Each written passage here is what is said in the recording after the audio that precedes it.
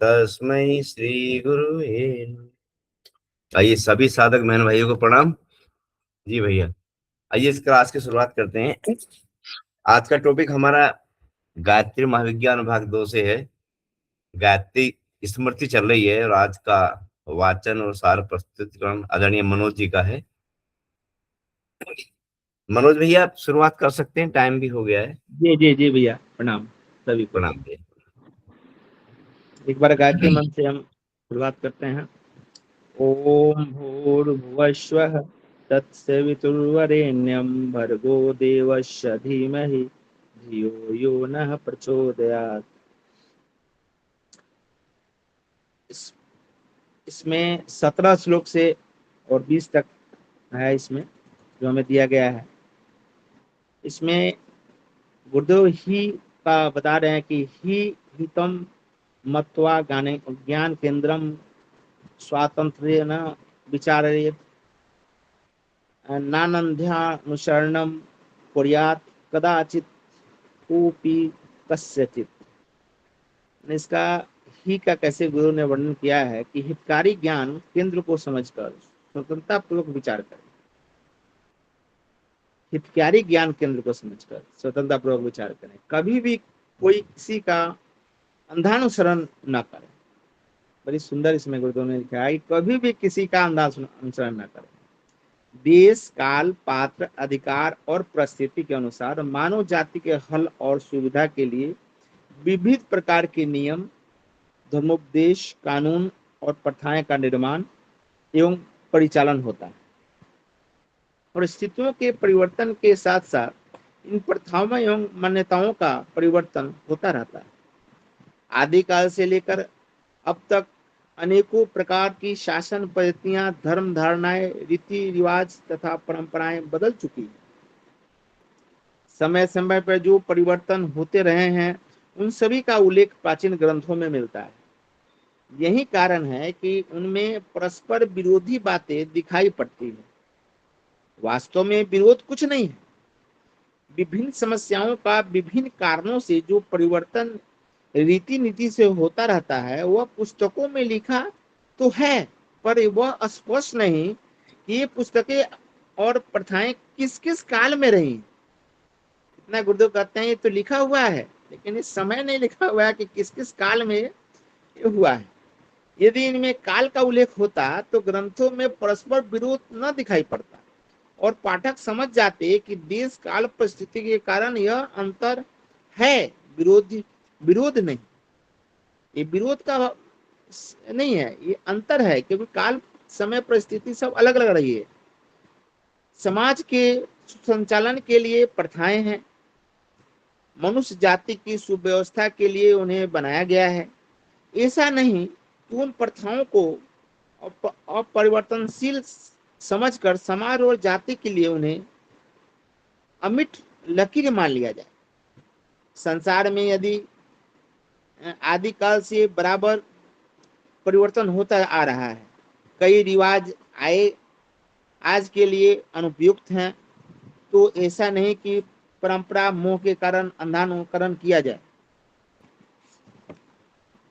गायत्री का ही अक्षर कहता है कि मनुष्य के द्वारा समाज के हित का ध्यान रखते हुए देश, काल और विवेक के अनुसार प्रथाओं को, परंपराओं को बदला जा सकता है। आज हिंदू समाज में ऐसी अनगिनत प्रथाएं प्रचलित है जिन्हें बदलने का अत्यधिक आवश्यकता है। हम गुरुदेव ने बोला है कि आज हिंदू समाज में ऐसी अनगिनत प्रथाएं प्रचलित है जिन्हें बदलने की अत्यधिक आवश्यकता है। धी धिया मृत्युम स्मरण मर्म जानिया जीवनस्य च तदा लक्ष्यम समालक्ष्यम पादौ संत तमाक्षिपे। बुद्धि से मृत्यु का ध्यान रखें और जीवन के मर्म को समझें। अपने लक्ष्य की ओर निरंतर अपने पैरों को चलाएं, अर्थात निरंतर अपने लक्ष्य की ओर बढ़ें। गुरुदेव एकदम इंडिकेट कर रहे हैं कि अपने लक्ष्य की ओर निरंतर बढ़ें। जीवन और मृत्यु के रहस्य को विवेक पूर्वक गंभीरता से समझना आवश्यक है। मृत्यु कोई डरने की बात नहीं है, पर उसे ध्यान में रखना आवश्यक। न जाने किस समय मृत्यु सामने आप खड़ी हो और पूंछ की तैयारी करनी पड़े। इसीलिए जो समय हाथ में है उसे अच्छे से अच्छा उपयोग में लाना चाहिए। जो भी समय हमारे हाथ में है, जो बचा हुआ समय है, अभी तो हमने जितना समय गवा दिया, लेकिन जो बचा हुआ समय है, गुरुदेव कहते हैं अच्छे से अच्छा उपयोग में लाना चाहिए। धन यौवन आदि अस्थिर है, छोटे से रोगों या हानि में इनका विनाश हो सकता है। इसीलिए एकदम गुरुदेव कितना स्पष्ट लिखते हैं कि धन यौवन आदि अस्थिर है, छोटे से रोग या हानि में इसका विनाश हो सकता है। इसीलिए इनका अहंकार न करके, दुरुपयोग न करके ऐसे कार्यों में लगाना चाहिए जिससे भावी जीवन में सुख शांति की अभिवृद्धि हो। जीवन एक अभिनय है और मृत्यु उसका पटापेक्ष।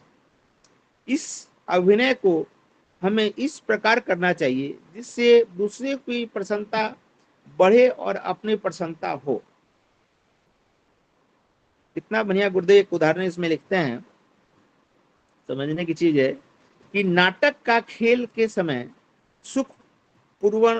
सुखपूर्ण और दुख भरे अनेकों अवसर आते हैं, पर अभिनयकर्ता समझता है कि यह केवल खेल मात्र हो रहा है, इसमें वास्तविकता कुछ नहीं है। उस खेल के समय होने वाले दुख के अभिनय में न दुखी होता है, न सुख के अभिनय में वह सुखी होता है, वरना अपना कौशल प्रदर्शित करने में अपनी नाटक समझता में प्रसन्नता अनुभव करता है। अपनी सफलता में वो प्रसन्नता अनुभव करता है। उसको दुख और सुख में उसको सोचता है कि मैं बहुत अच्छा प्रदर्शन मेरा हो रहा है, लेकिन ना दुख में वो दुखी होता है, ना सुख में वो खुश होता है। लेकिन वो समझता है कि मेरी जो है प्रसन्नता अनुभव करता है, वो सफलता में अपनी प्रसन्नता अनुभव करता है। जीवन नाटक का भी अभिनय इसी प्रकार होना चाहिए। कितना बढ़िया गुरुदेव रखते हैं। अगर ये बात हम समझ लें तो दुख सुख में एकदम समान अवस्था में हम रहेंगे। कहते हैं कि होना चाहिए हर समय मनुष्य पर आए दिन आने वाले संपदा विपदा का कुछ महत्व नहीं, उनकी और विशेष ध्यान न देकर अपना कर्म कौशल दिखाने के लिए हमें प्रयत्नशील रहना चाहिए। मृत्यु जीवन का अंतिम अतिथि। गुरु कहते हैं कि मृत्यु जीवन का अंतिम अतिथि, इसके स्वागत के लिए सदा तैयार रहना चाहिए। अपनी कार्य प्रणाली ऐसी रखनी चाहिए कि किसी भी समय मृत्यु सामने आ खड़ी हो तो तैयारी में कोई भी अनुभव न करनी पड़े। गायत्री का धी अक्षर जीवन और मृत्यु के सत्य को समझाता है। जीवन और मृत्यु का सत्य क्या है, गायत्री का धी अक्षर समझाता है। जीवन को इस प्रकार बनाओ जिससे मृत्यु के समय पश्चाताप न हो। जो वर्तमान की अपेक्षा भविष्य को उत्तम बनाने के लिए प्रयत्नशील है, वे जीवन और मृत्यु का रहस्य भली प्रकार जानते हैं। योग के बारे में है, जो यो धर्म जगत जगत धारा स्वाचरिणे तमानये मां विडम्बे तम स्वस्ति उपमार्गे सहायक। जो धर्म संसार का आधार है, उस धर्म को अपने आचरण में लाओ, उसकी विडंबना मत करो। वह तुम्हारे मार्ग में एक ही अद्वितीय सहायक। धर्म संसार का आधार है, इसके ऊपर विश्व का समस्त भार रखा हुआ है। यदि धर्माचरण उठ जाए और सब लोग पूर्ण रूप से अधर्मी बन जाएं, तो एक क्षण के लिए भी कोई प्राणी चैन से न बैठ सकेगा। सबको अपने प्राण बचाने और दूसरों का अपहरण करने की चक्की के दूसरे पट्टों के लिए पिसना पड़ेगा। आज अनेक व्यक्ति लुक छिप कर अधर्माचरण करते हैं, पर उन्हें भी यह साहस नहीं होता कि प्रत्यक्षतः अपने को अधर्मी घोषित करे या अधर्म को उचित ठहराने की वकालत करे। कभी नहीं करते। बुराइयां भी भलाई की आड़ लेकर की जाती, जो कहते हैं कि बुराई भी भलाई की आड़ लेकर की जाती है। इससे प्रकट है कि धर्म ऐसी मजबूत चीज है कि उसी का आश्रय लेकर आडंबर ओढ़कर दुष्ट दुराचारी भी अपना बेड़ा पार लगाते हैं। ऐसे मजबूत आधार को ही हमें अपना अवलंबन बनाना चाहिए। कई आदमी धर्म को कर्मकांड का, पूजा पाठ का, तीर्थ व्रत दान आदि का विषय मानते हैं और कुछ समय इनमें लगाकर शेष समय को नैतिक अनैतिक कैसे ही कार्य करने के लिए स्वतंत्र समझते हैं। यह भ्रांत धारणा है। यह भ्रांत धारणा है। धर्म में पूजा पाठ तक ही सीमित रहने वाली वस्तु नहीं है। धर्म पूजा पाठ तक ही सीमित रहने वाली वस्तु नहीं है, वरना उसका उपयोग तो अपनी प्रत्येक विचारधारा और क्रिया प्रणाली में पूरी तरह होना चाहिए। गायत्री का यू अक्षर का बताता है कि धर्म को विडंबना मत करो, उसे आडंबर मत बनाओ, वरना उसे अपने जीवन में घोड़ा डालो। जो कुछ सोचो, जो कुछ करो, वह धर्मानुकूल होना चाहिए। धर्मानुकूल होना चाहिए। शास्त्र की उक्ति है कि रक्षा किया हुआ धर्म अपनी रक्षा करता है और धर्म को जो मारता है धर्म उसे मार डालता है। इस तथ्य को ध्यान में रखकर हमें धर्म को ही अपनी जीवन नीति बनाना चाहिए। यो योजनम व्यसनेभ्यम स्वातानि कुशस्तु सशस्त्र मिलित्वतानि सर्वाणि सम्मय ध्यन्ति मानव। व्यसनों से योजन भर दूर रहें, अर्थात व्यसनों से बचा रहें, क्योंकि वे मनुष्य के क्षेत्र हैं। ये सब मिलकर समय पर मनुष्य को मार देते हैं। व्यसन मनुष्य को प्राण घातक शत्रु है। मादक पदार्थ व्यसनों में प्रधान है। तमाकू, गांजा, चरस, भांग, अफीम, शराब आदि नशीली चीज एक से एक बढ़कर हानिकारक है। इनमें क्षणिक उत्तेजना आती है। जिन लोगों को जीवन शक्ति क्षीण एवं दुर्बल हो जाती है, वे अपने को शिथिल तथा अशक्त अनुभव करते हैं। उनका उपचार आहार विहार इत्यादि में अनुकूल परिवर्तन करके शक्ति संचय की वृत्ति द्वारा वर्धन होना चाहिए। परंतु भ्रांत मनुष्य दूसरा मार्ग अपनाते हैं। वे थके घोड़े को चाबुक मार मार कर दौड़ाने का उपक्रम करके चाबुक को शक्ति का केंद्र मानने की भूल करते हैं। चाबुक को शक्ति का केंद्र मानने की भूल करते हैं। नशीली चीजें मस्तिष्क को मूर्छित कर देती है, जिससे मूर्छा काल में शिथिलता वश पीड़ा नहीं होती। दूसरी ओर वे चाबुक मार मार कर उत्तेजित करने की क्रिया करती है। नशीली चीजों का सेवन करने वाला ऐसा समझता है कि मुझे बल दे रही है, वस्तुतः उसे बल नहीं मिलता, वरना रही बची हुई शक्तियां भड़क कर बहुत शीघ्र समाप्त हो जाती है। मादक द्रव्य सेवन करने वाला व्यक्ति दिन दिन क्षीण होते होते अकाल मृत्यु के मुख में चला जाता है। व्यसन मित्र के वेश में शरीर में घुसते हैं और शत्रु बनकर उसे मार डालते हैं। नशीले पदार्थों के अतिरिक्त और भी ऐसी आदतें हैं जो शरीर और मन को हानि पहुंचाती है, पर आकर्षण और आदत के कारण मनुष्य उनका गुलाम बन जाता है। वे उससे छोड़े नहीं छूटते। सिनेमा, नाचरंग, व्यभिचार, मुर्गा, तीतर, बटेर लड़ाना आदि कितनी ही हानिकारक और निरर्थक आदतों के शिकार बनकर लोग अपना धन, समय और स्वास्थ्य निरर्थक बर्बाद करते हैं। गायत्री का यो अक्षर विष्णु को दूर करने का आदेश करता है, क्योंकि ये शरीर और मन दोनों का नाश करने वाले हैं। शरीर को भी नाश करते हैं और मन का भी नाश करते हैं। व्यसनी मनुष्य की वृत्तियां नीच मार्ग की ओर ही चलती। तो भैया 20 तक ही हमें पढ़ना था।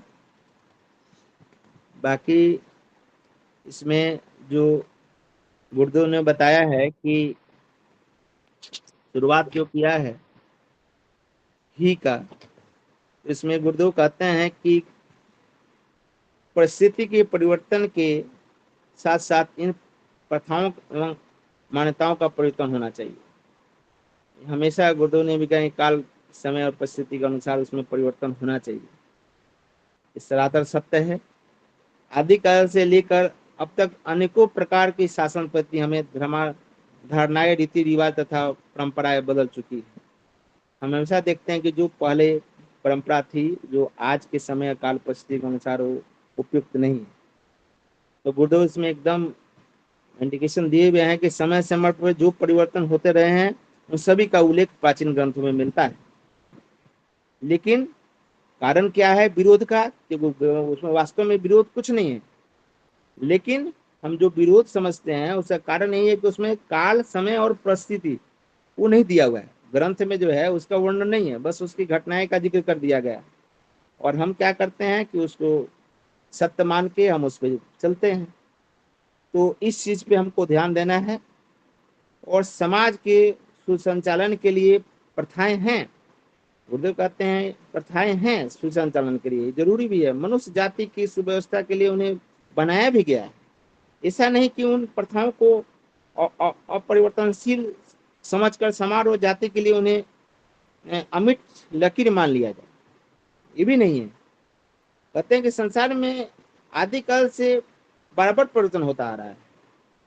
ऐसा नहीं है कि आदिकाल से परिवर्तन आता भी है। कई रिवाज आज के लिए अनुपयुक्त हैं। जो ऐसा नहीं कि परंपरा मोह के कारण अंधानुकरण किया जाए। गुरुदेव ने एकदम स्पष्ट उदाहरण दिया है कि हमको कोई मोह नहीं करना है परंपरा पे और उसको हमको किया जाए। गायत्री का ही अक्षर यही बताता है हमें कि मनुष्य द्वारा समाज के हित का ध्यान रखते हुए, समाज के हित का ध्यान रखते हुए गुरुदेव एकदम स्पष्ट किया है कि हमको परंपरा को अपनाना है। उसी परंपरा को हम अपनाना है जिसका उद्देश्य हो समाज के द्वारा हित के लिए, हित का ध्यान रखते हुए देश काल और विवेक के अनुसार प्रथाओं को, परंपराओं को बदला जा सकता है। गुरुदेव स्पष्ट लिखे हैं कि ये अगर समाज का हित अगर जिस परंपरा में हो रहा है उसको हम बदल सकते हैं, नए परंपरा को स्थापित कर सकते हैं। आज हिंदू समाज में ऐसी अनगिनत प्रथाएं प्रचलित है जिन्हें बदलने की आवश्यकता है। गुरुदेव कहते हैं आज बिल्कुल बदलने की आवश्यकता है। जैसे आज पितृभोज, जैसे अभी हम लोग एक दो घटना हमारी मैंने पड़ोस में ही घटी है, लेकिन पितृभोज की क्या आवश्यकता है? हम किताब भी बांटते हैं, लोगों तक भी पहुंचते हैं, लेकिन वो जो परंपरा उन लोगों ने जो बना पहले से, लेकिन काल समय परिस्थिति के अनुसार से उसको बदलना बहुत जरूरी हो गया है। इसके लिए एक समाज में एक व्यक्ति है जो हमें उनसे भेंट हुआ और वो इसी के लिए प्रयत्न कर रहे हैं। वो गायत्री परिवार के नहीं है, लेकिन इसमें वो पूरा प्रयत्न कर रहे हैं और वो गांव गांव पहुंचते हैं, इसका प्रचार करते हैं। बहुत विरोध उनको सहना पड़ता है। उनसे हमें मुलाकात हुई थी 1 महीना पहले। उनको हमने पुस्तक भी दिया है, 25-30 पुस्तक हमने उनको मैं फ्री में दिया कि भैया आप बांटिए। बड़ी प्रसन्न हुए और कहे कि मनोज जी इस पे हम लगे हुए हैं। तो हम बोले भाई साहब आप ये ना कहिए कि हम गायत्री परिवार के नहीं है, आप ही असल गायत्री परिवार के हैं। क्योंकि गुरुदेव की विचारधारा को आप अपना रहे हैं तो आप हमसे ज्यादा आप प्रामाणिक हैं और गायत्री परिवार के आप हैं, गुरुदेव के परिवार के हैं। और बड़ी प्रसन्न भी हुए, इस पे काम कर रहे हैं। और दूसरा चीज इसमें गुरुदेव ने बताया कि बुद्धि से मृत्यु का ध्यान रखें, मृत्यु का ध्यान रखें और जीवन के मन को समझें। अपने लक्ष्य की ओर निरंतर अपने पैरों को चलाएं, अर्थात निरंतर अपने लक्ष्य की ओर बढ़ें। गुरुदेव कहते हैं एकदम लक्ष्य की ओर बढ़ना चाहिए। न जाने किस समय मृत्यु सामने आ जाए। हो सकता है कि कुछ की तैयारी करनी पड़े। मैंने जब मृत्यु आ जाए तो हमको तैयारी करने की आवश्यकता नहीं है, पूरे तैयार रहना चाहिए। एक हमारे सत्संगी हैं, उनके यहाँ कभी कभी जाने का मौका मिलता है। वो बहुत अच्छे, मैंने समझिए कि वो मैंने विचारक भी हैं। वो कहते हैं कि मनोज जी, मैं अपनी मृत्यु का जो लकड़ी मैं खुद सजाऊंगा। मैंने इतना वो मैंने प्रिपेयर हैं कि मैं कोई का काम अधूरा छोड़ के नहीं जाऊंगा। तो उनसे हमको बहुत प्रेरणा मिलती है। तो वही बात गुरुदेव इसमें लिखते हैं, इसीलिए जो समय हाथ में है उसे अच्छे से अच्छे उपयोग में लाना चाहिए।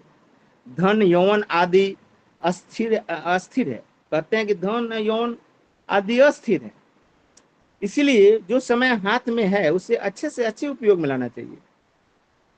धन यौवन आदि अस्थिर है, छोटे से रोग या हानि से इनका विनाश हो सकता है। तो कितना गर्म वाली बात लिखते हैं कि छोटे से रोग अगर हो जाता है या हानि हो जाती है तो उसका विनाश हो जाता है।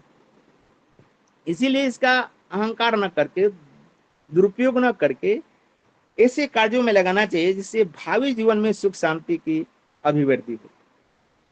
जीवन एक अभिनय है और मृत्यु उसका पटापेक्ष है, गुरुदेव कहते हैं।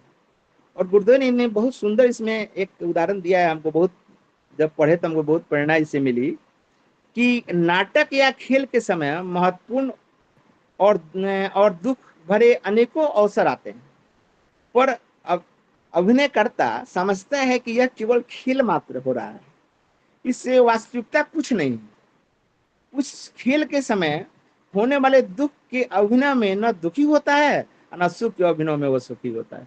मैंने वह सोचता क्या है, तो गुरुदेव लिखते हैं, वरना अपना कौशल प्रदर्शित करने में, अपनी नाट्य सफलता में प्रसन्नता अनुभव करता है। उससे उसको नहीं अथी होता है, लेकिन वो ये समझता है कि मैंने अपनी सफलता जो है प्रसन्नता, सफलता में अपनी प्रसन्नता अनुभव करता हूँ नाटक में। तो गुरुदेव कहते हैं कि जीवन नाटक, नाटक का भी अभिवर्धन इसी प्रकार होना चाहिए। गुरुदेव कहते हैं कि जीवन का भी जो चक्र चल रहा है उसका भी हमको इसी तरह से सोचना चाहिए कि हम जो नाटक जो चल रहा है हम कितने इसमें सफल हो पा रहे हैं, अपनी सफलता पर प्रसन्नता अनुभव करनी चाहिए। ये ना कि दुख और सुख में हम उसमें अपने सफलता को भी हम भूल जाएं। हर समय मनुष्य पर आए दिन आने वाले संपदा विपदा का कुछ महत्व नहीं, उनकी ओर विशेष ध्यान न देकर अपना कर्म कौशल दिखाने के लिए हमें प्रयत्नशील रहना चाहिए। और यही करते हैं कि जीवन मृत्यु का अंतिम अतिथि है। कितना सुंदर गुरुदेव ने यहाँ पे विवेचना किया है कि जीवन मृत्यु जीवन का अंतिम अतिथि, इसके स्वागत के लिए सदा तैयार रहना चाहिए। कहता है कि अतिथि देवो भव, तो अतिथि का स्वागत हमको करने के लिए एकदम तन्मय होना चाहिए। अपनी कार्य प्रणाली ऐसी रखनी चाहिए कि किसी भी समय मृत्यु सामने आ खड़ी हो तो तैयारी में कोई कमी अनुभव न करनी पड़े। कितना सुंदर इसमें गुरुदेव इसमें मृत्यु के बारे में लिख रहे हैं। अगर ये बात हम अगर ध्यान से इसमें पढ़ें और इसको पचाएं तो हमको मृत्यु से डर ही खत्म हो जाएगा। उसके बाद में गुरुदेव लिखते हैं कि फिर यो शब्द का जो लिखते हैं कि जो धर्म संसार का आधार है उस धर्म को अपने आचरण में लाओ, उसको विडंबना मत करो। वो तुम्हारे मार्ग में एक ही अद्वितीय सहायक है। धर्म संसार का आधार है, उसके ऊपर विश्वास का समस्त भार रखा हुआ है। यदि धर्माचरण उठ जाए और सब लोग पूर्ण रूप से अधर्मी बन जाएं तो एक क्षण के लिए कोई भी प्राणी चैन से नहीं बैठ सकता है। इसके बारे में मुझे मैंने बहुत पहले मेरा अनुभव होता था कि जब मैं दिल्ली रहता था तो बहुत सत्संग में मैं जाता था। तो सत्संग में मैं जाता था तो उसमें मैं ये अनुभव करता था कि चाहे उनके बारे में जो बुराई करता हो, जो सत्संगी के बारे में जो लोग उनके बारे में अपना मत रखता हो लोग, मुझे वो लोग अच्छे, सभी लोग अच्छे लगते थे, चाहे आसाराम बापू क्यों ना हो। क्योंकि हमको लगता था कि कम से कम वो लोग सत्संग करते हैं तो जितने लोग आते हैं, लाखों की संख्या में लोग आते हैं, कम से कम वो लोग आचरण तो सही करते हैं, क्योंकि उनको डर होता है कि मेरे गुरु मेरे सामने हैं, हम जो गलती करेंगे तो हमको सजा मिल जाएगी। तो एक घटना भी मुझे याद है कि मेरे पड़ोस में जब दिल्ली में मैं रह रहा था तो आसाराम बापू के आश्रम में गए हुए थे, प्रवचन चल रहा था। तो उस दौरान जो है जब लास्ट में उनकी मुलाकात हुई उनसे, तो बोले उनसे कि मुझे जो है नशा नहीं छूट रहा है, नशा कैसे छूटे। तो उन्होंने बोला कि नशा तुम एक शर्त अपनाओ, नशा तुम्हारा छूट जाएगा। फिर क्या शर्त है? तुम मेरे सामने तुम नशा नहीं करोगे, ये तुम वचन दो कि मेरे सामने तुम नशा नहीं करोगे। वो क्या किया कि उन्होंने तो छोड़ दिया, 2-4-10 दिन छोड़ा, लेकिन उसके बाद उन्होंने क्या किया कि बाथरूम में ले जाके, लैट्रिन में ले जाके वो शराब का बोतल ले जाते थे। जब पीने के लिए वहां तैयार होते थे तो उनको उनका छवि दिखाई देता था आसाराम बापू का उस बोतल में, फिर उसको छोड़ देते थे। तो कहने का मतलब है कि उनमें लाख बुराई हो, लेकिन उनके जो परिवर्तन जो उनसे लोगों को हुआ है, इसीलिए इसमें गुरुदेव लिखते हैं कि जो परिवर्तन है वो प्रभावी, लोग उससे बदले हैं, उससे लाभ भी उठाए हैं। इसमें हमको जहां तक लगा है, मेरे हो सकता है कि मैं गलत भी हो सकता हूँ, लेकिन मुझे जो समझ में आई है कि धर्म के बारे में जो गुरुदेव यही लिखते हैं कि कई आदमी धर्म को कर्मकांड और पूजा पाठ या धर्म तीर्थ व्रत दान आदि का विषय मानते हैं, और कुछ समय इनमें लगाकर शेष समय को नैतिक अनैतिक कैसे भी कार्य करने के लिए स्वतंत्र समझते हैं। कोई भी समझते हैं कि भैया हमने पूजा कर लिया, हमने अब रिश्वत ले रहे हैं, तो जो हम तो देखते हैं, हम अधिकांश जो है गायत्री शक्तिपीठ में ऐसे बहुत लोग आते हैं, 11,000 का जप कर दीजिए, 21,000 का जप कर दीजिए, 24,000 का जप कर दीजिए, लेकिन हम देखते हैं कि उसमें ज्यादातर वही होते हैं जो रिश्वत लेने वाले होते हैं। उनको लगता है कि भैया मैं जो कार्य कर रहा हूँ गलत, तो ये जो मैं पूजा पाठ कर रहा हूँ इससे मेरी कटित हो जाएगा। तो धर्म को एकदम गुरुदेव ने बोला है कि धर्म को ये नहीं समझना चाहिए। गायत्री या तो यू अक्षर का अर्थात धर्म की विडंबना मत करो, उसे आडंबर मत बनाओ, वरना उसे अपने जीवन में भुला डालो। जो कुछ सोचो, जो कुछ करो, वह धर्मानुकूल होना चाहिए। सास की युक्ति है कि रक्षा किया हुआ धर्म अपनी रक्षा करता है। कितना सुंदर गुरुदेव ने लिखा है, इस वाक्य को हमें हमेशा स्मरण करना चाहिए कि रक्षा किया हुआ धर्म अपनी रक्षा करता है, और धर्म को जो मारता है धर्म उसे मार डालता है। तो इसीलिए ये चीज हमेशा हमें निरंतर ध्यान में होना चाहिए। जो रक्षा करेगा धर्म उसकी रक्षा स्वयं करेगा, जो धर्म को मारेगा धर्म उसको मार देगा। उसके बाद व्यसनों के बारे में गुरुदेव कहते हैं, व्यसनों के बारे में तो हमने बहुत सारा, हम लोग अभियान भी चल रहा है, तो व्यसन के बारे में कहते हैं कि मादक मादक पदार्थ जो होते हैं वो व्यसनों में प्रधान है। तंबाकू जैसे गांजा, चरस, राम, मशीन, अफीम, ये सब नशीले पदार्थ हैं। इससे क्षणिक उत्तेजना तो आती है, जिन लोगों की जीवनी शक्ति क्षीण एवं दुर्बल हो जाती है, वे अपने को शिथिल तथा अशक्त अनुभव करते हैं। उनका उपचार आहार विहार इत्यादि भी अनुकूल परिवर्तन करके शक्ति संचय की वृत्ति द्वारा वर्धन होना चाहिए। गुरुदेव कहते हैं उसका वर्धन होती है, परंतु भ्रांत मनुष्य द्वारा मार्ग अपनाते हैं। वे थके घोड़े की चमाकू मार मार कर दौड़ाने का उपक्रम करके चमाकू को शक्ति का केंद्र मानने की भूल करते हैं। बिल्कुल एकदम में बात सही है, क्योंकि हम देखते हैं कि हमारे बिहार के मजदूर जब पंजाब में जाते हैं तो हमको सुनने में मिलता है कि वो कुछ ऐसे पदार्थ को खिलाते हैं कि उस मजदूर से वो दुगुना काम लेते हैं। तो ये चाबुक मारने की जो गुरुदेव ने बात बोली है, लेकिन जब वहां से आते हैं तो उनके शरीर जो है बिल्कुल छीन हो जाता है, उनकी शक्ति एकदम छीन हो जाती है, वो बीमार हो जाते हैं। यहाँ आने के बाद में वो डॉक्टरों के चक्कर में पड़ जाते हैं, क्योंकि वो दवा के जो उनकी शक्ति को छीन किया जा रहा है, लेकिन उनके उत्साह बढ़ जाता है तो काम ज्यादा करते हैं, लेकिन उन्हीं की शक्ति का ह्रास होता है। इसमें जो है गुरुदेव ने इसीलिए बताया कि कोई भी मादक पदार्थ जो है वो मन को हानि पहुंचाती है, शरीर को भी पहुंचाता है और मन को भी हानि पहुंचाता है, ये दोनों चीज को हानि पहुंचाता है। तो इसीलिए गुरुदेव ने अभी ये विवेचना किया है। जी भैया, बाकी हम वीरेंद्र भाई साहब से आग्रह करेंगे कि इसमें गहराई से और भी इसमें बताएं। जी भैया। जी भैया, मनोज भैया बहुत बहुत धन्यवाद। बहुत अच्छा आपने वाचन और सार प्रस्तुत किया। टाइम भी 8 बज गए, तो मैं चाहूंगा कि मंच को खुला रखते हैं और सभी अपनी बात रखें। तो इसमें चलिए थोड़ा देख लेते हैं। जैसे पहला ही श्लोक है, हितम मत्वा ज्ञान केंद्रम स्वतंत्रेण विचार्येत नान्धानुसरणम कुर्यात कदाचित कोपि कश्चित है। इसमें गहराई की बात यह है कि हितकारी ज्ञान केंद्र को समझकर, यानी कि ज्ञान केंद्र को हितकारी समझकर स्वतंत्रता पूर्वक विचार करें। यहाँ एक बहुत बड़ा क्लू ये मुझे छुपा हुआ नजर आया कि हमारी सोच स्वतंत्र नहीं होती। जैसे कि मान लिया मैं मनोज भैया के बारे में एक मान्यता बनाए बैठा हूँ। मैं अपने किसी भाई के या पड़ोसी के बारे में एक मान्यता बनाए बैठा हूँ कि ये ऐसा है। अब अगर वो मेरे साथ कोई अच्छा काम भी कर रहा होगा, तो अगर वो मेरी नजरों में बुरा है तो फिर मैं उसके खिलाफ ही रहूंगा। यहाँ हमसे बहुत बड़ी चूक आपने प्रैक्टिकल व्यवहार में देखी होगी। तो इसमें गुरुदेव बताना चाह रहे हैं कि स्वतंत्र होकर सोचें, बिल्कुल स्वतंत्र होके, निष्पक्ष, निष्भाव से, कि भी वो जो व्यक्ति इस ये कह रहा है तो उसका क्या रीजन हो सकता है। बड़ा सिंपल सा है।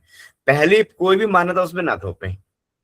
जैसे आपने एक घटना सुनी होगी, एक प्रयोग किया था किसी ने, कि एक पानी के बहुत बड़े उसमें बीच में शीशा, उसमें कुछ मछलियां थी और बीच में शीशा लगा दिया। पारदर्शी शीशा होता है ना, कोई कलर नहीं होता उसमें। तो एक बड़ा सा डिब्बा था, पानी भरा हुआ था उसमें, बीच में उसने उसमें 10-20 मछलियां थी, इसके बीचों बीच कांच का एक शीशा खड़ा कर दिया, पारदर्शी शीशा। अब जब मछली आती तो उसका मुंह उसमें लगता, शीशे दिखाई तो उसको पड़ता नहीं कुछ। तो मछली का मुंह उसमें एक बार लगा, 2 बार लगा, 4 बार लगा, 10 बार लगा। आहिस्ता आहिस्ता उस मछली को ये लगा कि हाँ यहाँ पे कोई अवरोध है, और उसने उससे आगे जाना ही बंद कर दिया। ये एक प्रयोग किया किसी व्यक्ति ने। अब बाद में क्या देखते हैं कि उसने कुछ समय के बाद वो शीशा हटा लिया वहां से, लेकिन मछलियां उस लाइन को क्रॉस ही नहीं कर रही थी जहां पहले शीशा था, क्योंकि उनके मन ने मान लिया था कि यहाँ पे शीशा है। ऐसा ही, यही गलती हमसे भी होती है। हम किसी के बारे में एक मान्यता बना लेते हैं कि शंभू भैया ऐसे हैं, या राजीव भैया ऐसे हैं, फलाना है। खासतौर से अपनों के बारे में बात कर रहा हूँ भैया, अपने घर परिवार में ज्यादा होती हैं चीजें, और हम उससे कई बार बहुत अच्छे उससे चूक जाते हैं। तो एक तो ये कहा गया है कि जो भी विचार करें स्वतंत्र होकर करें बिल्कुल, और किसी का अंधानुसरण ना करें। एक बात इसमें लिखी है कि जो प्रथाएं बनाई जाती हैं समाज के सुसंचालन के लिए बनाई जाती हैं, कि समाज अच्छे से रहे, और मनुष्य जाति की सुव्यवस्था के लिए उन्हें बनाया गया है। ऐसा नहीं कि उन प्रथाओं में अपरिवर्तनशील समझकर समाज और जाति के लिए उन्हें अमिट लकीर मान लिया गया। ये बहुत महत्वपूर्ण लाइन है। यानी अगर कोई प्रथा कभी थी या आज है और हमें लगता है, अब इसमें एक बात ये आती है कि हमें क्यों लगता है, उसके पीछे हमारे पास ठोस कारण होने चाहिए। तो गुरुदेव ने एक लाइन इस्तेमाल की है कि किसी परंपरा को, किसी प्रथा को इसलिए ना माने कि वो बहुत प्राचीन है, बहुत लंबे समय से चली आ रही है। हम उसमें तर्क, तथ्य और प्रमाण से सोचें। देखिए 3 शब्द यूज किए गुरुदेव ने, उसके खिलाफ में तर्क भी दें, तथ्य भी रखें और प्रमाण भी दें। और अगर तर्क, तथ्य, प्रमाण की कसौटी पे वो चीज गलत उतरती है, वो परंपरा गलत उतरती है, तो हम उसे नकार सकते हैं। ऐसी तमाम परंपराएं, हालांकि यह टॉपिक छोटा है, गुरुदेव ने चर्चा नहीं की उनकी, बहुत सारी परंपराएं थी जो थी और हटाई गई हैं। लेकिन गुरुदेव उसमें लिखते हैं कहीं, और कहीं और पढ़ा था मैंने, कि कोई भी परंपरा जब शुरू की जाती है तो बहुत सोच समझ के बुद्धिजनों द्वारा शुरू की जाती है, कोई भी परंपराएं। लेकिन होता क्या है कि देश काल परिस्थिति के अनुसार एक लंबा समय बीत जाने के बाद में वही परंपरा में बहुत सारी कमी आ जाती है, समाज में चेंजेस आ जाते हैं, वही परंपरा बेकार हो जाती है। जैसे बड़ा सिंपल सा उदाहरण है, घूंघट प्रथा को ले लें। ये मुगल काल की देन है, क्योंकि अगर रामायण महाभारत काल में जाते हैं तो हमारे घूंघट प्रथा नहीं मिलती। लेकिन अब जब उसको समझा गया तो धीरे धीरे उसको हटाया जा रहा है। सती प्रथा को ले ले, सती प्रथा के बारे में पढ़ा था हमने कि गुरुदेव ने लिखा कहीं साहित्य में, गुरुदेव साहित्य में, हालांकि अब सती प्रथा भी समाप्त हो चुकी है, क्योंकि उनका रूप बिगाड़ दिया गया बहुत ज्यादा। कि सती प्रथा जिस समय शुरू की गई थी, तो ऐसा बताते हैं, ऐसा लिखा पढ़ा था उसमें मैंने, कि बहुत ऊंचे लेवल की प्रथा थी, बहुत ऊंचे लेवल की। केवल वो व्यक्ति इसमें शामिल किए गए थे जिनका मानसिक स्तर बहुत ऊंचा स्पिरिचुअल होता था। अब उनको भी उसमें देखिए, उसमें बहुत ध्यान रखा गया कि आप इस चीज को प्रैक्टिकल देख सकते हैं कि अगर पति पत्नी दोनों का व्यवहार एक जैसा है, दोनों की मान्यता एक जैसी है, विचारधारा एक जैसी है, तो उनका जीवन बड़ा आसान हो जाता है। कहीं भी किसी घर में देख लीजिए आप, अगर दोनों, और मैं तो ये भी देखा है कि अगर दोनों नेचर से बहुत खराब हैं तो उनकी बहुत अच्छी पटती है, और बहुत अच्छे हैं तो उनकी बहुत अच्छी पटती है। मेरे कई साथी हैं, मेरे कई साथी हैं, क्षमा चाहूंगा। एक मेरे बहुत अच्छे मित्र हैं, बहुत अच्छे, लेकिन इतने लालची, तमाम, मतलब सॉरी, मतलब क्षमा चाहूंगा, उनकी बुराई कर रहा हूँ, बड़े अच्छे मित्र हैं मेरे, लेकिन मैंने वह अनुभव किया कि दोनों में खूब कमियां हैं, लेकिन पटती बहुत अच्छी है। कारण क्या है कि दोनों एक दूसरे की बातों को फॉलो करते हैं। जैसे होता है ना, बीज गणित में होता है, प्लस प्लस भी प्लस होता है और माइनस माइनस भी प्लस होता है। तो उसमें मूल चीज ये है कि अगर विचारधाराएं दोनों की एक जैसी हैं तो उनमें अच्छा सामंजस्य बैठता है। तो प्राचीन काल में ऋषियों ने देखा कि अगर दो पति पत्नी ऐसे हैं कि उनका मानसिक स्तर बहुत ऊंचा है, आत्मिक लेवल बहुत ऊंचा है, और उनकी जीवन यात्रा कंप्लीट नहीं हो पाई है स्पिरिचुअलिटी की, तो उसमें शायद ऐसा रखा गया शुरुआत में कि अगर एक व्यक्ति का देहांत हो जाता है, पति या पत्नी का, तो दूसरा चाहे तो स्वेच्छा से शरीर छोड़ सकता है, ताकि अगले जन्म के फिर दोबारा साथ साथ आके और जीवन को पूर्ण तत्व तक पहुंचाया जा सके। ये मैंने पढ़ा था, शायद गुरुदेव साहित्य में पढ़ा था। तो यहाँ तो इसमें कहीं गलती नहीं लगती, लेकिन बता दें बहुत ऊंचे लेवल की बात थी, ये आम इंसान के लिए नहीं थी, और बिल्कुल तय था कि दूसरा स्वेच्छा से शरीर छोड़े। तो संभावना ये बनती है कि अगले जन्म में फिर दोनों साथ साथ आए और अपने जीवन यात्रा को पूर्णता तक पहुंचाएं।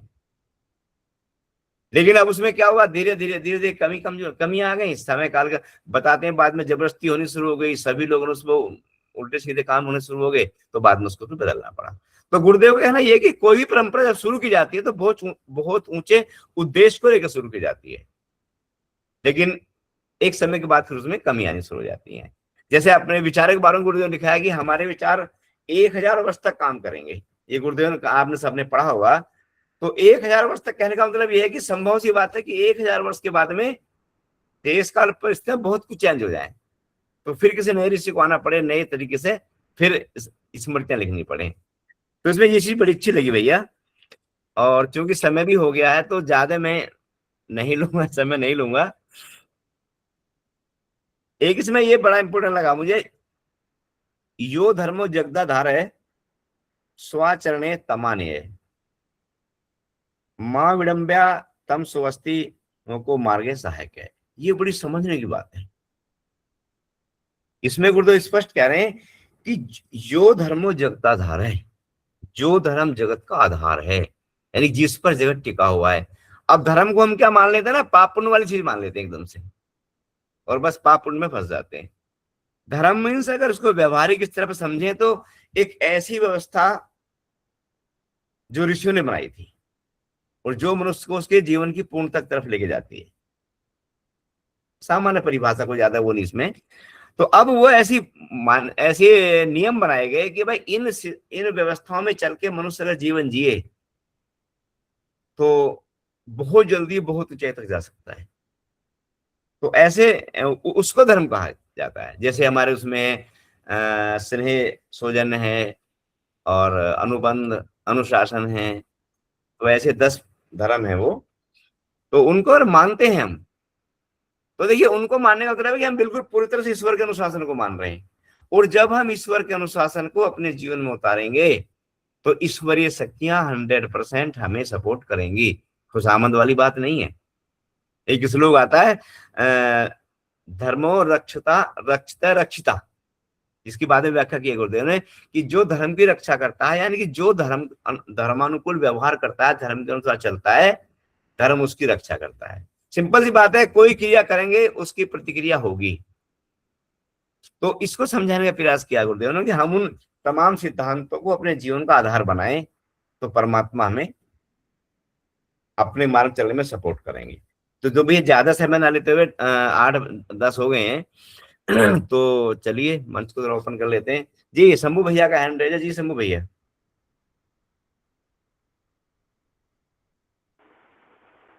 जी भैया, सबों को मेरा सादर प्रणाम। आवाज मिल रही है? जी भैया आ रही है। जी हाँ भैया, प्रणाम भैया। प्रणाम प्रणाम। बोले पुरानी परंपरा के संबंध में गुरु जी पर लिख रहे हैं, परंपराएं आ रही है भैया, तो वीरेंद्र भैया तो बहुत अच्छे ढंग से सती प्रथा के बारे में और सभी उदाहरण देकर बताए हैं। हम लोग समाज में दिन रात इस बात को देख रहे हैं और झेल रहे हैं। बहुत सारी परंपराएं हैं जो किसी काल में किसी आवश्यकता बस शुरू की गई, लेकिन वर्षों काल 50 वर्ष हो बीतने के बाद परिस्थितियां बदल गई, समय बदल गया, स्थिति बदल गई, लोग का विचार बदल गया, लेकिन परंपरा खो रहे हैं। बहुत लोग कहते हैं कि मेरे पूर्वज ऐसे करते आ रहे हैं।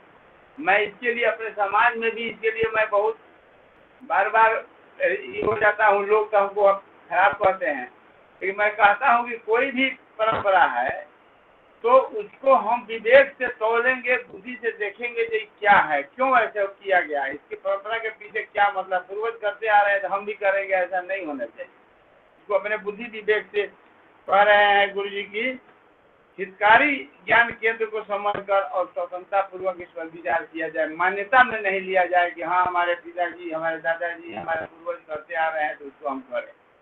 उसको विवेक पूर्वक अपनी समीक्षा करें, उसको सोचे समझें, तब उसको अपनाएं। नहीं तो परिवर्तन करने का युग है तो उसको परिवर्तन करेंगे।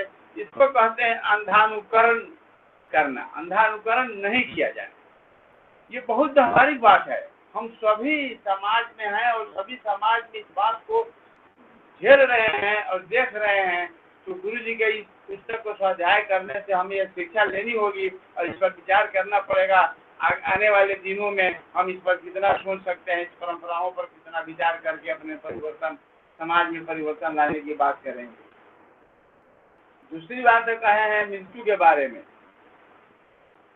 ये भी सब जो है मृत्यु के बारे में बता रहे हैं कि मृत्यु तो निश्चित है, सब कोई जान रहे हैं कि मृत्यु आएगा ही आएगा, लेकिन जो भ्रांत लोग हैं, जो समझदारी की कमी है, वो मृत्यु से डरते हैं। मृत्यु तो जब आना होगा आएगा ही, उसमें रुकने ही वाला नहीं है। और सबसे अच्छी बात बताए भाई, बहुत अच्छा उदाहरण हुआ नाटक वाला, बहुत सुंदर। मनोज भैया भी इसको बहुत अच्छा चरित्र चित्रण किए हैं। कहने मतलब जिस प्रकार नाटक में हम लोग नाटक खेले हुए, इसलिए आज इस बात को मैंने पढ़कर बात ये आ रही है, स्मरण हो रहा है। नाटक हम लोग बहुत खेले थे। नाटक में आदमी को ऐसा ऐसा पार्ट रोल मैंने करना पड़ता है, दुख का भी सुख का भी। तो ठीक है, उस सुख दुख से उस समय पात्र को कोई खास असर नहीं पड़ता है। अगर जीवन को हम यह नाटक मान लें तो फिर ये सारी समस्या का समाधान है कि हम न दुख में न सुख में, न दुख में ज्यादा छाती पीटेंगे, न सुख में हम इधर आएंगे।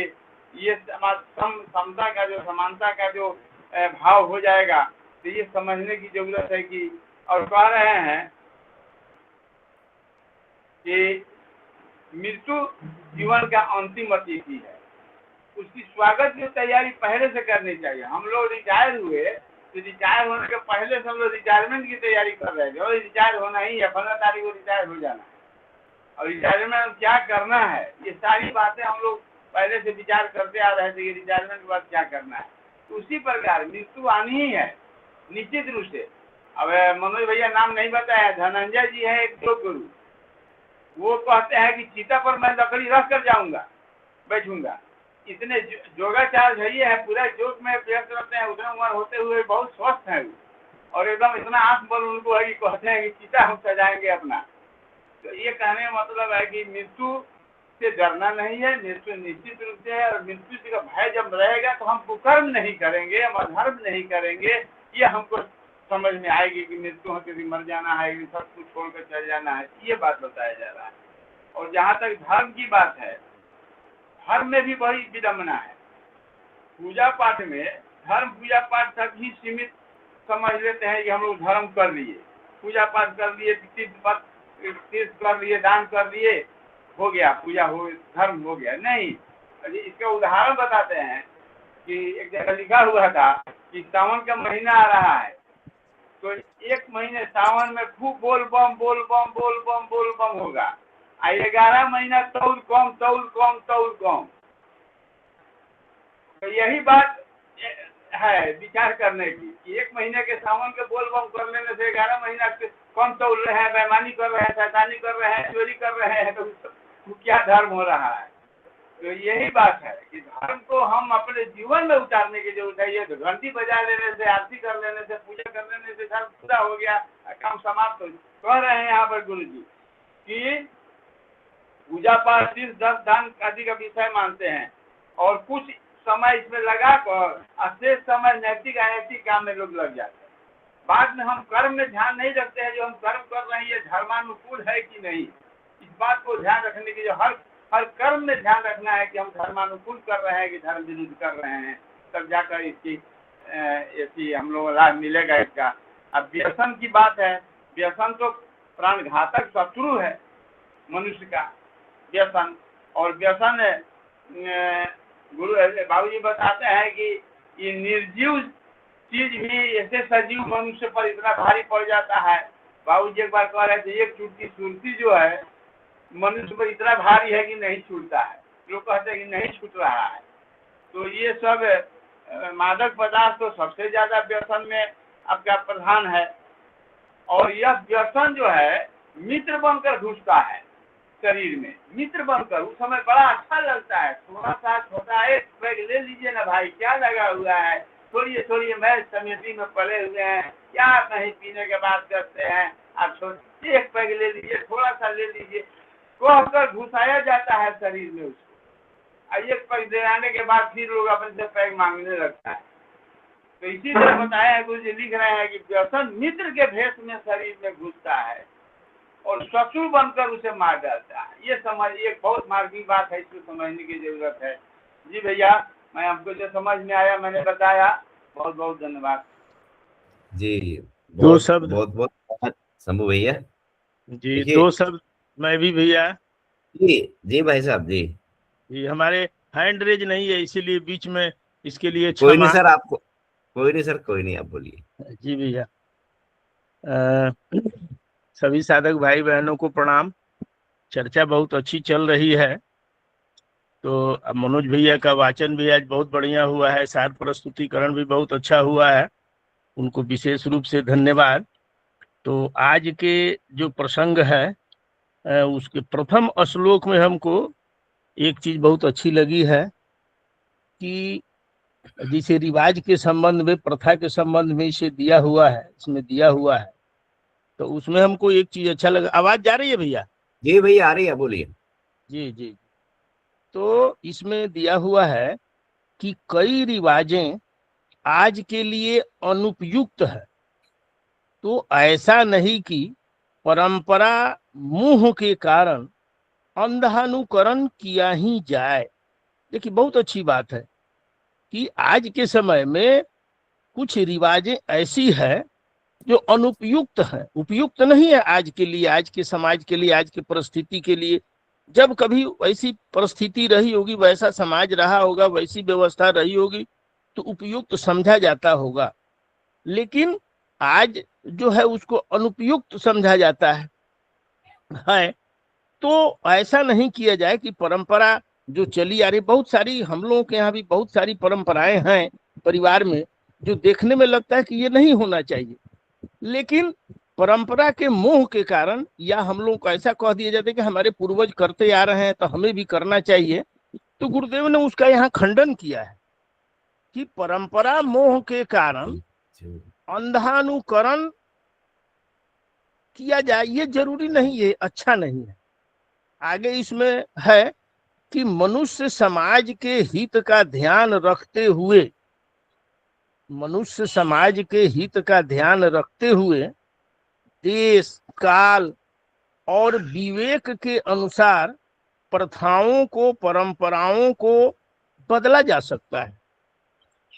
देखिए कितनी अच्छी बात गुरुदेव ने कहा है कि मनुष्य समाज के हित का ध्यान रखते हुए, क्योंकि यहाँ मनुष्य के हित की बातें, मनुष्य के कल्याण की बातें, मनुष्य के निर्माण की बातें, मानव से देव मानव बनने की प्रेरणा गुरुदेव ने हमें दी है और उसी राह पर हम लोग चलने का प्रयास कर रहे हैं। तो यहाँ कह रहे हैं गुरुदेव कि देश काल और विवेक को ध्यान में रखते हुए के अनुसार परंपराओं को बदला जा सकता है। कुछ परंपराएं ऐसी है जो हमारे परिवार में कहा जाता है कि ये हमारे पूर्वज करते आ रहे हैं तो इसे हमें करना चाहिए, लेकिन ऐसी बात नहीं है। आगे गुरुदेव उसको परंपराओं को बदला जा सकता है। विवेक का गुरुदेव ने कहा भी है कि कुछ बातें ऐसी है, कुछ परिस्थितियां ऐसी हैं कि विवेक पूर्ण विचार करके उन परंपराओं को समाप्त भी किया जा सकता है और विवेक का इस्तेमाल करके वहां जो उचित लगे वैसा करना चाहिए। गुरुदेव बतलाते हुए कहते हैं कि आज हिंदू समाज में ऐसी अनगिनत प्रथाएं प्रचलित हैं, अनेकों प्रथाएं हैं आज के समाज में जिन्हें बदलने की अत्यधिक आवश्यकता है। जोर दिए हैं कि कुछ परंपराएं हैं जो हमारे लिए हानिकारक है, हमारे लिए उपयुक्त नहीं है, तो उस पर जोर दे करके कह रहे हैं कि जिन्हें बदलने की अधिक आवश्यकता है। जो परंपराएं हमारे लिए घातक हैं, जो परंपराएं हमें अंधानुकरण की ओर प्रेरित करता है, उन्हें समाप्त करना। तो हमको ये अच्छा लगा। दूसरी बात है कि जी दूसरे श्लोक में आज के बहुत अच्छी बात है, दिया हुआ है कि जीवन और मृत्यु के रहस्य को विवेक पूर्वक गंभीरता से समझना आवश्यक है। देखिए, हम लोग मृत्यु से डरते हैं, लेकिन गुरुदेव ने यहाँ हमें निर्देश दिया है, हमें राह दिखाया है कि जीवन और मृत्यु के रहस्य को विवेक पूर्वक गंभीरता से समझना चाहिए। हम मृत्यु से डरते हैं। ईश्वर ने हमें मनुष्य का रूप दिया है, मनुष्य का शरीर दिया है, तो उसको हम मृत्यु को विवेक पूर्वक विचार करें, उस पर चिंतन मंथन करें। मृत्यु कोई डरने की बात नहीं है, मृत्यु डरने की बात नहीं है।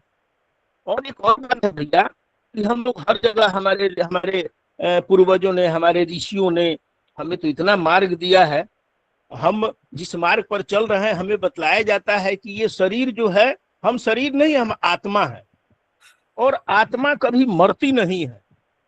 तो जब आत्मा मरती नहीं है, न उसे आग जला सकता है, न पानी भिगा सकता है, न तो जब हम जानते हैं कि आत्मा अमर है, तो अमर तो हमेशा ही रहेगा। ये वस्त्र के तरह एक शरीर छूटेगा, दूसरा शरीर आएगा, तो उसके लिए हम डरने की क्या जरूरत है। न जाने किस समय मृत्यु सामने आ खड़ी हो। देखिए, ये भी बहुत अच्छी लाइन है कि हमारे जीवन का कोई निश्चितता नहीं है कि हम कब इस संसार से अलविदा हो जाएं, कब हम कुछ कर जाएं। तो इसलिए भी मृत्यु से नहीं डरना चाहिए। जो समय हाथ में है उसे अच्छे से अच्छे उपयोग में लाना चाहिए। बहुत अच्छी बात लगा हमको कि जब जीवन का ठिकाना ही नहीं है कि अगला क्षण हमारे पास रहेगा कि नहीं रहेगा, हमारा शरीर अगला क्षण रहेगा कि नहीं रहेगा, तो ईश्वर ने जो हमें समय दिया है, हमें जो व्यवस्था दी है, उसको अच्छे से अच्छे कार्य में गुजारें। तो भैया, यहाँ तो और बहुत सारी जी बातें हैं, लेकिन और भैया लोग जी भी जी हैं, यहीं पर जी हम अपनी भैया। बात को विराम देते हैं भैया। जी जी भैया, जी प्रणाम भैया, भैया, बहुत सभी भैया बहुत लोग बहुत प्रणाम जी। धन्यवाद। जी भैया, बहुत बहुत धन्यवाद। जी भैया, चंदन भैया का हैंड रेज है। जी चंदन भैया, अपनी बात रखें। भैया प्रणाम, सभी साधकों को प्रणाम। भैया, परंपरा प्रणाम। की बात आ गई है तो हमारे देश में बहुत सारी परंपरा है, बिहार में भी है, लेकिन एक ही परंपरा हम पूछेंगे, आप लोग थोड़ा उसका आंसर दीजिए। हमको थोड़ा उसके लिए समझ में नहीं आता है। तो एक परंपरा का बात करेंगे, वो परंपरा है शादी में घीढारी। तो घीढारी में हमारे यहाँ तो ठीक है, अग्निहोत्री करते हैं, अग्नि में घी डालते हैं, ये सही है। दूध में घी डालते हैं, सही, हम पंचामृत बन जाएगा, दही में भी ठीक है। लेकिन घिढारी जो शादी में होता है, कच्चा गोबर के ऊपर घी डाला जाता है, ये परंपरा को तो हमको कुछ ठीक नहीं लगता है। तो इस पर थोड़ा बात करें कि ये कैसा परंपरा है, हमारे बिहार का परंपरा है ये। जी भाई, जी भैया, इस पे तो किसी स्पेशलिस्ट से बात करनी पड़ेगी। मैंने भी आपके मुंह से पहली बार सुनी है ये परंपरा शादी में होती है। हमारे इधर तो नहीं होती भैया, उत्तरी भारत में तो, यूपी में हम रहते हैं, यहाँ तो नहीं होती है। अच्छा अच्छा। तो अगर कोई व्यक्ति ऐसे हो जिनको इसकी नॉलेज हो तो उसका आंसर दे सकते हैं। और आइए, अब थोड़ा सा मैं चाहूंगा कि विपुल मिश्रा जी मुझे दिखाई पड़े हैं, अगर हैं क्लास में। विपुल मिश्रा जी, है भैया क्लास में या? अच्छा जी अच्छा जी अच्छा। जी भैया जी, जी भैया जी, भैया मैं चाहूंगा जो धी अक्षर है ना, जी इसकी जी थोड़ी आप व्याख्या, इसकी आप व्याख्या करिए, मेरा मन है ये। जी भैया जी। धी अक्षर तो एक्चुअली मैं थोड़ा सा अभी इधर आ गया था बाहर, है ना। अच्छा तो अच्छा। मैं अपने हिसाब से धारणा के विषय में बोल सकता हूँ, ऐसे धी हाँ के भी विषय अगर में। संभव हो तो कीजिए।